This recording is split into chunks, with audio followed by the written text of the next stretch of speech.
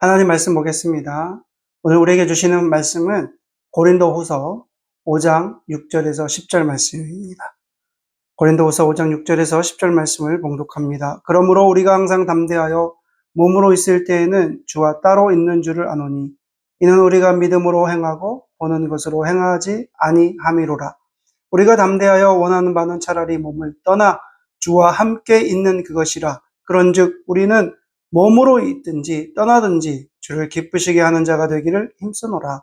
이는 우리가 다 반드시 그리스도의 심판대 앞에 나타나게 되어 각각 선악간에 그 몸으로 행한 것을 따라 받으려 함이라. 아멘.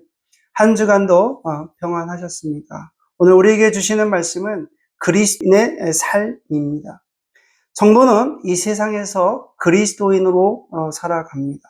그런데 여러분들은 구체적으로 그리스도인으로서 어떻게 살아가십니까?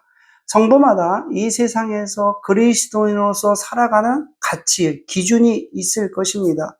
오늘 본문 말씀은 사도 바울을 통해서 주시는 말씀인데요.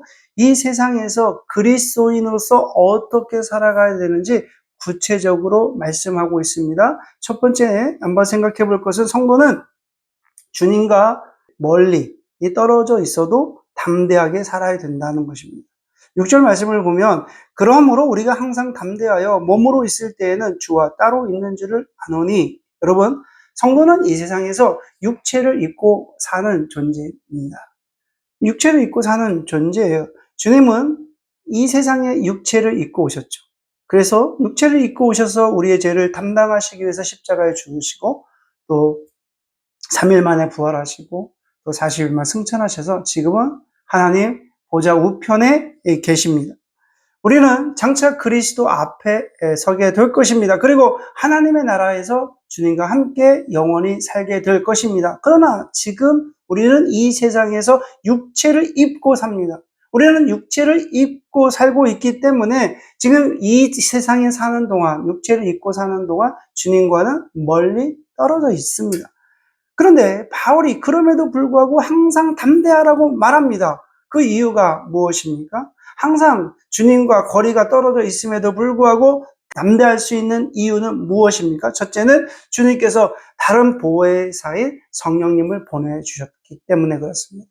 다른 보혜사인 성령님을 보내주셔서 성령님이 우리와 함께 계시기 때문입니다. 요한복음 14장 16절에서 18절 말씀해 보니까 내가 아버지께 구하겠으니 그가 또 다른 보혜사를 너희에게 주사 영원토록 너희와 함께 있게 하리니 그는 진리의 영이라 세상은 능히 그를 받지 못하나니 이는 그를 보지도 못하고 알지도 못함이라. 그러나 너희는 그를 아나니 그는 너희와 함께 거하시며 또 너희 속에 계시겠습니다. 내가 너희를 고아와 같이 버려두지 아니하고 너희에게로 오리라. 여기서 여러분 다른 보혜사란 예수님과 같이 도우시는 분, 도와주는 분을 의미합니다. 주님은 이제 주님의 영, 그리스도의 영, 예수의 영이신 다른 보혜사인 성령님을 보내서 우리와 함께 하게 하십니다. 주님은 제자들에게도 말씀하셨습니다. 마태복음 18장 20절 말씀에 두세 사람이 내 이름으로 모인 곳에는 나도 그들 중에 있느니라.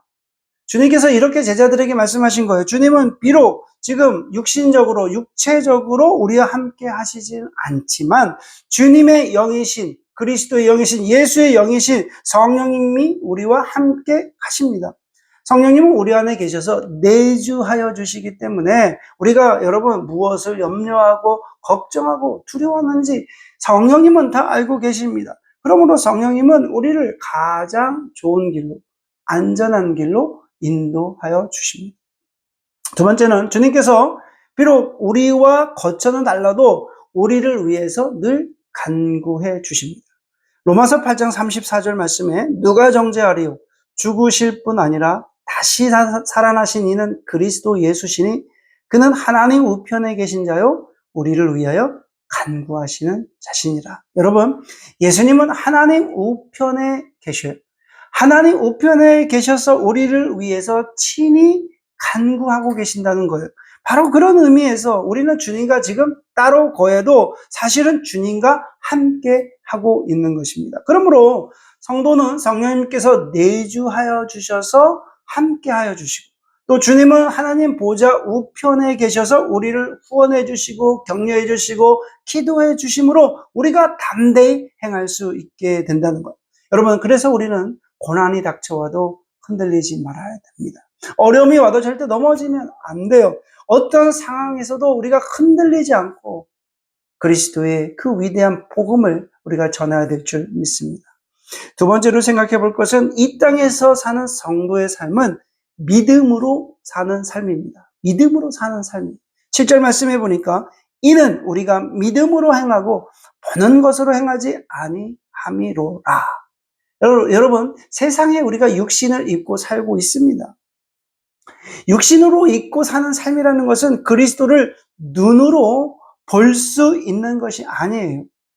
육신의 눈으로 주님을 볼 수 있는 것이 아닙니다. 여러분, 육신의 눈으로 그리스도를 보는 그런 삶이 아니라 예수 그리스도를 믿음으로 보는 삶이라는 거예요. 믿음으로 보는 삶이에요. 그래서 바울은 이렇게 기록했습니다. 고린도전서 13장 12절 말씀에 우리가 지금은 거울로 보는 것 같이 희미하나 그때는 얼굴과 얼굴을 대하여 볼 것이요. 지금은 내가 부분적으로 하나 그때는 주께서 나를 아신 것 같이 내가 온전히 알리라.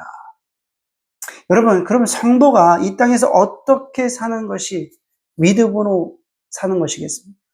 어떻게 사는 것이 믿음으로 사는 것이겠습니까? 가장 먼저 여러분, 그리스도를 믿음의 눈으로 보며 사는 것입니다. 우리가 믿음으로 산다고 했을 때 무엇보다도 여러분 예수 그리스도를 믿음의 눈으로 바라봐야 된다는 거예요. 이 믿음이야말로 기독교 신앙의 가장 중요한 것입니다. 핵심이에요. 예수 그리스도께서 부활 승천하신 이후에는 우리의 육신의 눈으로 예수님을 볼 수 없습니다. 보이지 않아요. 그렇기 때문에 우리는 그리스도를 믿음의 눈으로 바라봐야 돼요.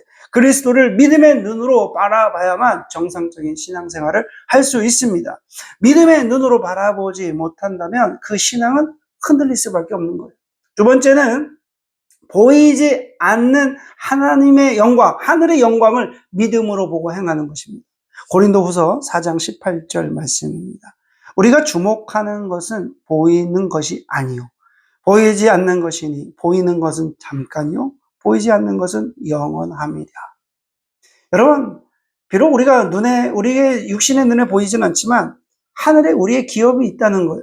여러분, 하늘에 기업이 있다는 것을 믿음으로, 여러분, 그 믿는 것이 믿음으로 행하는 것이다. 하늘에 우리의 기업이 있다는 것을 믿을 때 그것이 믿음으로 행하는 것이다. 또한 여러분, 예수 그리스도께서 항상 우리를 보고 계셔서 여러분, 항상 우리를 지켜주시고 또 보고 계신다고 하는 것을 믿는 것, 믿은 것이 될 때 그것이 믿음으로 행하는 것이다. 눈에 보이는 것은 여러분 잠깐입니다. 눈 깜짝할 새로 시간은 흘러갑니다. 나이도 먹죠. 세월이 너무나 빠르게 지나갑니다. 가는 세월 막을 수가 없습니다. 그러나 여러분, 보이지 않는 것은 영원합니다. 우리가 그리스도를 믿고 또 천국을 여러분 소유하면 영원히 사는 것, 여러분 이것은 영원히 함께 하는 것을 믿는 것, 이것이 중요한 것입니다. 세 번째는 그리스도의 사랑을 믿고 사는 것이 믿음으로 행하는 것입니다.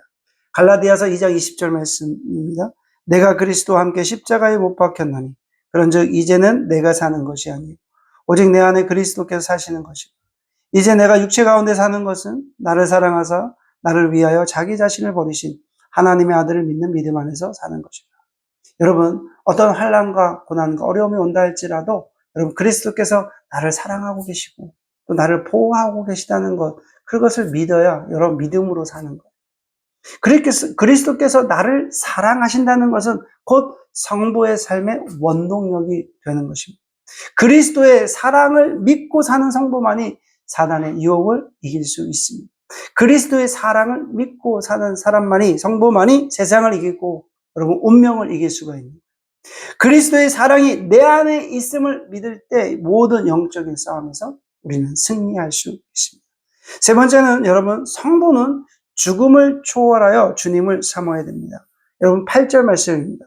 우리가 담대하여 원하는 바는 차라리 몸을 떠나 주와 함께 있는 그것이라. 여기서 몸을 떠나라는 그 표현은 죽음을 가리키죠. 그래서 곧 여러분 죽음을 통해서 몸을 떠나는 것을 지금 염두해 준 표현이에요.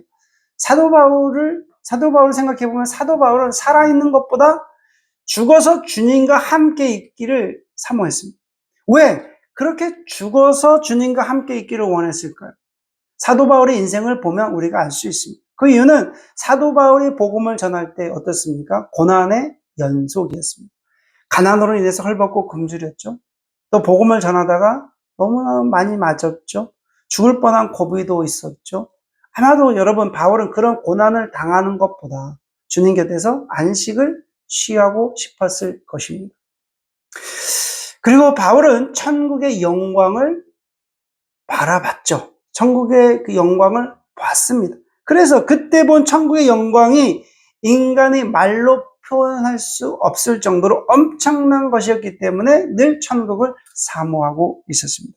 그래서 바울은 이렇게 고백합니다. 빌립보서 1장 21절 말씀에 내게 사는 것이 그리스도니 죽는 것도 유익함이라.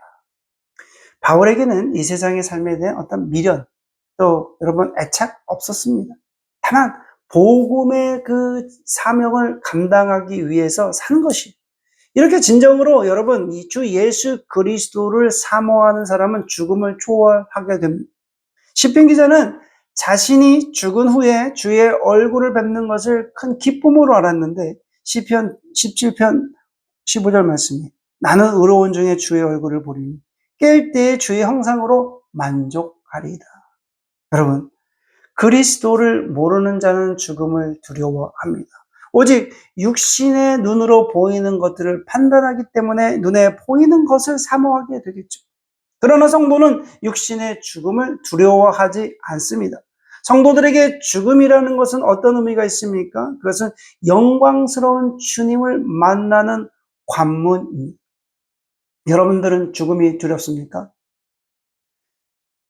여러분, 사도 바울의 고백처럼 죽음을 초월하여 주님을 사모하시기를 주의 이름으로 축원해 올립니다. 이것은 여러분, 이것이 주님을 믿음으로 보고 또 천국 영광을 보는 참된 신앙인의 자세임을 믿습니다. 네 번째로 생각해 볼 것은 우리 모두는 종말론적 심판을 남겨두고 있습니다.